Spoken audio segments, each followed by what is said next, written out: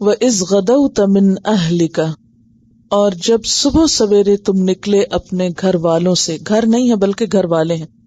اہل کا کیا معنی ہوتا ہے؟ گھر والے. گھر والوں کو گھر چھوڑ کے آپ جنگ کے لیے نکلے.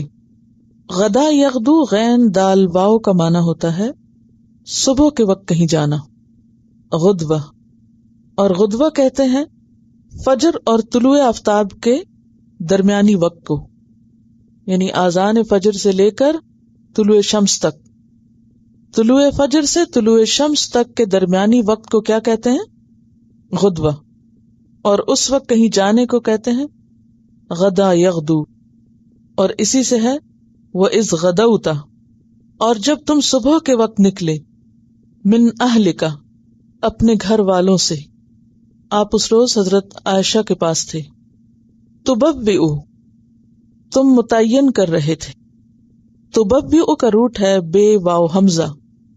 جگہ ہموار اور درست کرنا، ٹھکانہ بنانا، مناسب جگہ دینا، متعین کرنا. تبوئ المؤمنین، سارے مومنوں کو ان کی مناسب جگہوں پر متعین کر رہے تھے. مقاعدہ، مقعد کی جمع. قاف عین دال قعدہ کا مطلب ہوتا بیٹھنا، اور یہاں مراد کیا ہے؟ ٹھکانے، مورچے، گھات لگانے کی جگہ، بیٹھنے کی جگہ. یعنی مقاعدہ کا لفظی معنی کیا ہوگا؟ بیٹھنے کی جگہ. اور مراد کیا ہے؟ مورچے، ٹھکانے، گھات لگانے کی جگہ. یعنی کس کو کہاں بیٹھنا چاہیے اور کس کام کے لیے بیٹھنا؟ للقتال، جنگ کے لیے. واللہ سمیع علیم، اور اللہ سننے والا تھا، جاننے والا تھا. اب دیکھیے کہ اس سے ایک بڑی اہم بات پتہ چلتی ہے. یہاں ایک ایک لفظ اہم ہے. ایسے ہی نہیں کہا گیا کہ صبح سویرے نکلے اور اپنے گھر سے نکلے اور پھر مخصوص جگہوں پر آپ نے لوگوں کو متعین کیا. اس میں کئی سبق ہیں. پہلی بات تو یہ کہ جب انسان کسی کام کا ارادہ کر لے، وَإِذَا عَزَمْتَ فَتَوَكَّلْ عَلَى اللَّهِ، پھر اللہ پہ توکل کرے اور اس ارادے کو پورا کرے. اسی لیے ہم دیکھتے ہیں کہ جب آپ نکل آئے تو بعض صحابہ نے کہا کہ نہیں، اللہ کے رسول صلی اللہ علیہ وسلم آپ کی رائے زیادہ اچھی تھی، بہتر ہے ہم مدینہ میں ہی لڑیں. تو آپ نے فرمایا کہ نہیں، جب نبی گھر سے نکل آتا ہے تو پھر واپس نہیں جاتا. اور دوسری بات یہ ہے کہ آپ نے اگرچہ توکل کیا تھا لیکن توکل سے پہلے پوری تیاری کی تھی. اس آیت سے یہ بھی پتہ چلتا ہے کہ توکل کا مطلب کیا ہے.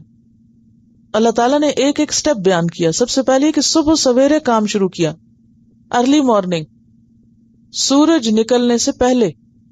پھر دوسری بات یہ کہ اپنے گھر والوں، عزیزوں اور پیاروں کو چھوڑ کے نکلے، یعنی گھر کا خاص ذکر کیا، کیونکہ ہم سب کو بھی گھر بہت پسند ہوتے ہیں نا.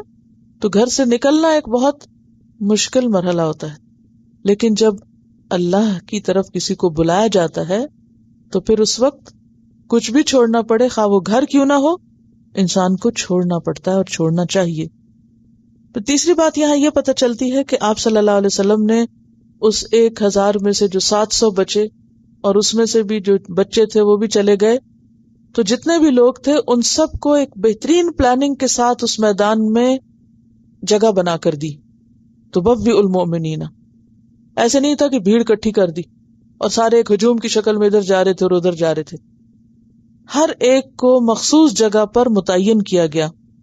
اسی لیے ہم دیکھتے ہیں کہ ایک مشہور مسیحی مستشرق ہے جو آپ صلی اللہ علیہ وسلم کے اس نظم و ضبط کو سراہتا ہے. وہ لکھتا ہے، کتاب ہے ہسٹری آف اسلام، برخلاف اپنے مخالفین کے جو محض ہمت و شجاعت ہی رکھتے تھے، محمد صلی اللہ علیہ وسلم نے کہنا چاہیے کہ فن حرب کی بھی نئی راہ نکالی. مکہ والوں کی بے دھڑک اور اندھا دھند لڑائی کے مقابلے میں خوب دور اندیشی اور سخت قسم کے نظم و ضبط سے کام لیا. یہ جو لوگوں کو جگہوں پر متعین کرنا ہے، اس سے کیا پتہ چل رہا تھا کہ آپ صلی اللہ علیہ وسلم نے ایک شدید قسم کا ڈسپلن ان کے درمیان قائم کیا تھا کہ کون کہاں بیٹھے، کون کہاں رہے، کون کس جگہ ہو، کون کیا کرے. اور کسی بھی بڑے کام کو کرنے کے لیے آرگنائزیشن اور ڈسپلن اور نظم و ضبط بے حد ضروری ہوتا ہے. اب آپ دیکھیے، اگرچہ آپ توکل کر رہے ہیں لیکن بھرپور تیاری کر رہے ہیں، بھرپور ڈسپلن اور آرگنائزیشن سے کام لے رہے ہیں. واللہ سمیع علیم، اور اللہ سننے والا تھا، جاننے والا تھا. وَإِذْ غَدَوْتَ مِنْ أَهْلِكَ تُبَوِّئُ الْمُؤْمِنِينَ مَقَاعِدَ لِلْقِتَالِ وَاللَّهُ سَمِيعٌ عَلِيمٌ.